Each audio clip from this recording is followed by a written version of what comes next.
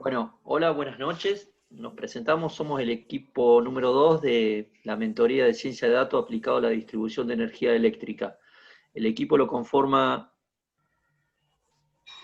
Buenas noches, Joel, mi nombre. Hola, buenas noches, Laura, es mi nombre. bueno, y Marcelo es mi nombre también.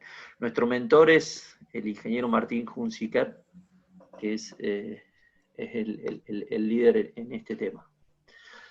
Bueno, básicamente planteamos un roadmap, una hoja de ruta para todo lo que fue el proyecto de, bueno, el planteamiento del problema, el análisis del dataset, que tiene que la particularidad, el proyecto que nosotros trabajamos, que trabajamos con datos geométricos, geográficos. Bueno, todo fue el análisis de lo que fue la visualización, la curación de los datos, la ingeniería de características, siempre teniendo en cuenta la variable georreferenciada y el análisis de resultados de los modelos y las conclusiones y las misceláneas, los aprendizajes de todo este proceso que fue la mentoría. Bueno, el planteamiento del problema básicamente nos centramos en nuestro proyecto fue trabajar un dataset de 108.000 usuarios de la ciudad de Friburgo, Nueva Friburgo, en Río de Janeiro, en Brasil. Básicamente tuvimos unas dimensionalidades de transformadores de media-baja de unos 3.800 transformadores y unos 5 transformadores de alta-media, ¿no?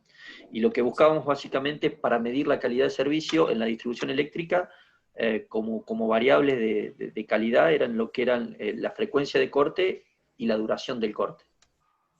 Sí. Marcel, yo Básicamente, en lo personal, ahí en el punto anterior, en la filmina anterior, yo tuve algunas complicaciones con la documentación de los datasets, que como estaba en portugués, me costó hacer la relación entre cada tabla, y fue bastante complicado para mí particularmente. No sé sí, porque hay que tuvieron lo dejar claro mismo. que todo esto es en Brasil y toda la documentación está en portugués y la terminología es en portugués, con lo cual ahí ya tuvimos una particularidad que es la tropicalización, no solo del idioma, sino de los conceptos de un sistema de red que por ahí lo veíamos con Martín, que en Argentina es de una forma de distribuir y de llegar con la red y en Brasil es de otra.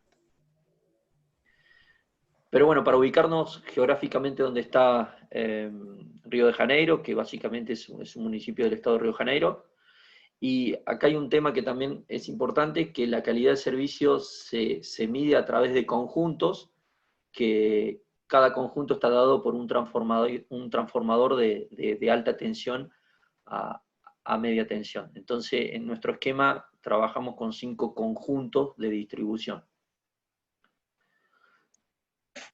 Acá lo que se buscó es básicamente una animación, o sea, en cierta forma mostrar la dimensionalidad que trabajamos. Estos representan los usuarios, que son 108.000, estos representan los transformadores de media-baja, a los cuales se conectan en grupos todos los usuarios, y estos son los transformadores de alta a media, que se conectan los trafos de media a baja. Entonces nosotros trabajamos con una dimensionalidad de los trafos de media a baja. Volviendo un poco a lo que es la particularidad del dataset geográfico, una de las particularidades que tiene el dataset geográfico es que una red está directamente proporcional a su longitud, a sus kilómetros. Cuanto más largo es, más longitud tiene una red, más cantidad de fallas hay, es proporcional a la distancia. Con lo cual, la variable que nosotros utilizamos en una distancia euclidiana a diferentes lados, entre trafos de alta a media o centros urbanos, en función de la densidad, o arterias principales de circulación. Esa es un poco la variable. Tranquilamente se pudo trabajar también con variables, en esto no nos dieron los tiempos, pero se puede trabajar con variables que sí tienen una incidencia en la calidad de servicio, que son variables ambientales, que tienen que ver con el clima, que tiene que ver con los pájaros. Por ejemplo, si 2 pájaros se tocan, entran en corto la red, y eso hace que haya más falla. Y también tiene que ver con las infraestructuras de las redes, porque hay equipos esto, Laurita, vos estabas trabajando también en la cooperativa, Sí. que eran los equipos que reconectan después que hay un corto. Sí. ese delay de tiempo también afecta la calidad del servicio. Si los equipos de reconexión de la red no están en infraestructura bien conectados, con bien mantenimiento, también afectan a la calidad de la red.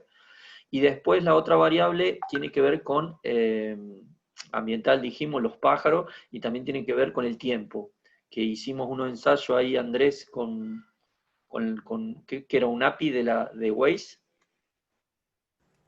Sí, es una librería de Waze que es complicada de hacer funcionar, por lo menos en Windows. Pudimos ver o puede hacer funcionar un lab, pero no lo pudimos no lo pude implementar en nuestro dataset, Por digamos. eso.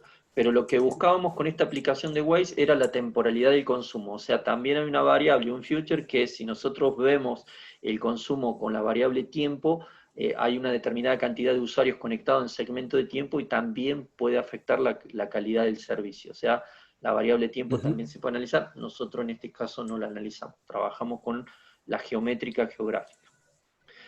También utilizamos herramientas como QGIS, que son, digamos, herramientas de GIS, de sistema de información georreferenciado, en los cuales también podíamos visualizar los postes, podíamos visualizar la topología de la red, la complejidad de la red, y ver la cantidad de un trafo, la cantidad de conexiones que vienen al trafo y lo complejo que es, ¿no?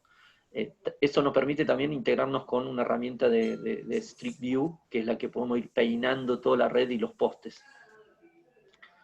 Básicamente también lo que fue trabajando, lo que fue la visualización y curación de datos, trabajamos bajo un checklist propuesto del Banco Mundial, que era para limpiar todo lo que eran datos y el trabajo de datos.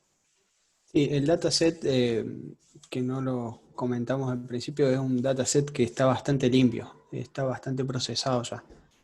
Sí, No la verdad que hicimos muchas tareas de limpieza de los datos. sí, el trabajo que hizo la distribuidora realmente está bien segmentado, está bien procesado y está bastante limpio. No tuvimos que trabajar mucho en la curación de los datos. La verdad que lo hablamos con Martín, que no todas las distribuidoras tienen esta calidad de datos, o sea, no es normal. O sea que tuvimos una ventaja competitiva en el trabajo de que el dataset estaba muy bien estructurado y bastante limpio. No tuvimos que trabajar mucho. Bueno, también estos son un poco los gráficos de los outliers, los indicadores. Esto no queremos ahondar mucho porque es más de lo mismo los que veníamos trabajando, los histogramas. Eh, bueno, acá está un poco todo lo que es el análisis de las variables que nosotros tomamos como georreferenciadas. Ahí hay una R de más, ahora estamos viendo. Pero básicamente trabajamos con una librería que era OSMNX que se descarga y que, bueno, lo que buscábamos eran distancias euclidianas a autopistas, entre trafos, a centros urbanos, y eso nos podía dar una idea de la longitud que nosotros teníamos en cada tramo de red, y bueno, y en función de eso sabíamos la cantidad de conexiones que había y podíamos determinar la calidad de servicio. Bueno, en esto los futures que trabajamos son el DIC y el FIC. El DIC quiere decir duración del corte, de la interrupción, y el FIC es la frecuencia en el tiempo que sucede ese corte. Eso es un poco lo que trabajamos, y trabajamos con un valor medio, es lo que integramos el dataset. O los modelos de clasificación fueron Perceptron, método de desciente estocástico, vecinos más cercanos, y bueno, lo normal que veníamos viendo en el curso, regresión logística para clasificación. Bueno, esto un poco, no sé si lo querés decir vos, Joel. Un poco los resultados que tuvimos en los diferentes procesos de los datos, porque el primero que está en azul, trabajamos con el cálculo del FIC y el DIC, sumando, hicimos el agrupamiento entre los consumidores y a los transformadores, hicimos la suma del FIC y el DIC y nos dio los primeros resultados, y los que están en azul y los que están en rojo son el resultado del mismo agrupamiento, pero calculando la media del FIC y el DIC. Está bien. O sea, básicamente lo que hicimos en la clasificación es aquellos, tanto duración del corte como frecuencia del corte, que están por arriba de la media. Y esa es un poco la precisión que tuvo, digamos, el algoritmo. Bueno, después trabajamos con lo que es regresión lineal y lo que fue el modelo Xbox, HGBox para el trabajo. Hicimos clusterización, el análisis de las variables que más importancia tuvieron en nuestro dataset, en función también de las features que nos fuimos generando, fueron la impedancia fue uno de los más importantes, la particularidad de la impedancia en la red es fuerte, y después la distancia euclidiana entre trafos, también es importante porque si la distancia es mayor, quiere decir que hay una densidad de conexiones mayor y las chances de corte hay. Y bueno, después también estaban ciertas distancias euclidianas a particularidades, pero queremos decir que por ahí la elección de utilizar variables geométricas estuvo bien porque influyen mucho en las variables, tienen un peso importante las variables. Sí, y en el preprocesamiento de los datos basados en árboles, tuvimos una diferencia con los features, que los más importantes eran de los consumos medios y máximos. No está en la filmina, pero lo tenemos en los trabajos. En las Ahí notebooks. vimos también una diferencia en las notebooks, sí, hay una diferencia entre los features más importantes entre un proceso y el otro. Bueno, y acá tenemos un poco los indicadores que nos fueron dados de precisión, tanto el modelo que trabajamos, nos dio una precisión en FIC de 0.8, de 0.77 en DIC, bueno, en R2 también 0.77, bueno, ahí están los valores que nos dieron. Y bueno, y por último, que por ahí es lo que queríamos hacer más énfasis, que también entendemos que este era digamos, el motivo del video, era charlar de los errores, de los aprendizajes y las misceláneas que tuvimos. Yo voy a ir tirando y después quiero que cada uno también aporte, pero básicamente en mi caso fue el entrar en una diplomatura o en una mentoría que por ahí uno no tiene el conocimiento de los entornos donde uno trabaja, con las herramientas. Nos llevó un poco de tiempo entender lo que era el PIP, cómo trabajaba de la consola, cómo trabajaba Anaconda. Lleva un tiempo hasta que uno lo entiende. Lo que pasa es que ese tiempo de aprendizaje del uso de la herramienta se te solapa con el tiempo de absorber conocimiento. Entonces tenés que ir llevando bien.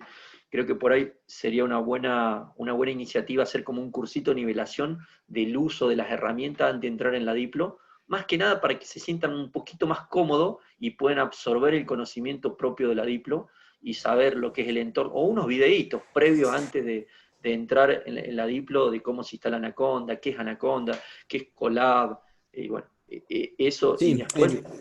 con Laura llegamos a una conclusión también de que por más que conoces un lenguaje y programas en algún lenguaje, entrar en un lenguaje nuevo o en herramientas nuevas como Anaconda, en usar el Colab en Python, es todo un desafío también y hay que ponerse a analizarlo y que Sí. te funcione. También, si usas Linux, por ejemplo, yo uso Linux en el trabajo y los trabajos de la diplomatura lo hice en Windows, es totalmente diferente.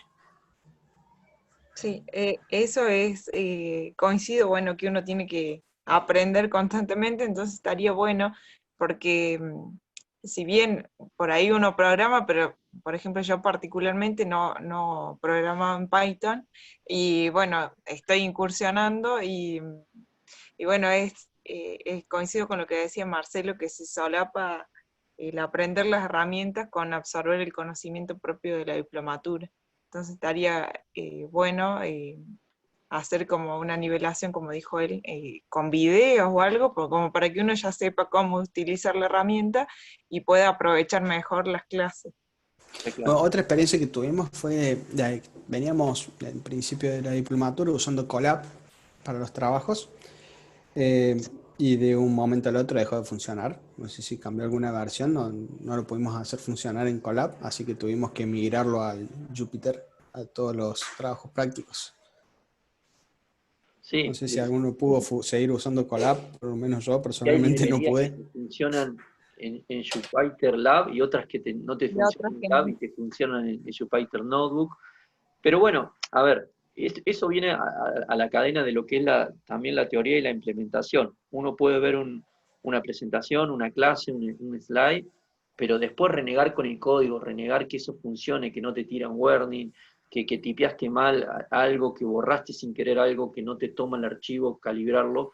es un proceso que tiene que ver con el conocer, o sea, no con no con conocer, sino con saber, con la destreza de programar, de ir renegando con el código, prueba y error, hasta sentirte cómodo con la herramienta y agarrarle la destreza. Entonces, definitivamente, en esto de la ciencia de datos uno puede venir con dominio de un tema, pero es importante también tener un cierto training con las herramientas. O sea, creo que va por ahí. Sí, el conocer y saber también, estabas diciendo vos, Marcelo, recién me hiciste pensar en, no es lo mismo ir haciendo prácticas con un set de datos que sabes que están limpios o que son valores reales coherentes, a toparte con un set de datos real como el de la mentoría, que tenés que trabajarlo y ver bien, o Sí, sea, sí. el volumen de datos también es diferente. Malearlo, irlos limpiando, cosa que vos vayas Sí, viendo prueba y error hasta que vayas calibrando. Está claro que todo esto es un proceso de calibración, un tuning interactivo que es de menor a mayor, también lo vas entendiendo en la medida que lo vas haciendo, que vas corrigiendo hiperparámetros, que vas tocando, que vas cambiando modelo, que vas jugando la versatilidad de todo el trabajo. Entonces, básicamente es algo de ir y volver, calibrar, ir y volver y calibrar. Cuando más o menos vas entendiendo esa dinámica, vas viendo lo que es el overfitting, vas viendo un poco todo y vas entendiendo hacia dónde va esto. Bueno, después está el tema de la incidencia del dominio, que sí, pues evidentemente hay que saber de cuando te metes en un tema, tiene un peso específico, evidentemente el mentor nuestro nos ayudó un montón, sabe del tema, entonces el lenguaje, la tropicalización, no es lo mismo Brasil que Argentina, o sea, por ahí uno viene una formación de ingeniero y lo puede interpretar, pero si venís del palo software, el qué es un trafo de alta media y cómo funciona, y bueno, hay conceptualizaciones que por ahí lleva un tiempo de absorber algo de dominio para que después en las decisiones que tomes sí. en las programaciones, en los algoritmos, en todo, sean, digamos, validadas, o sea, con cierta Sí, criterio.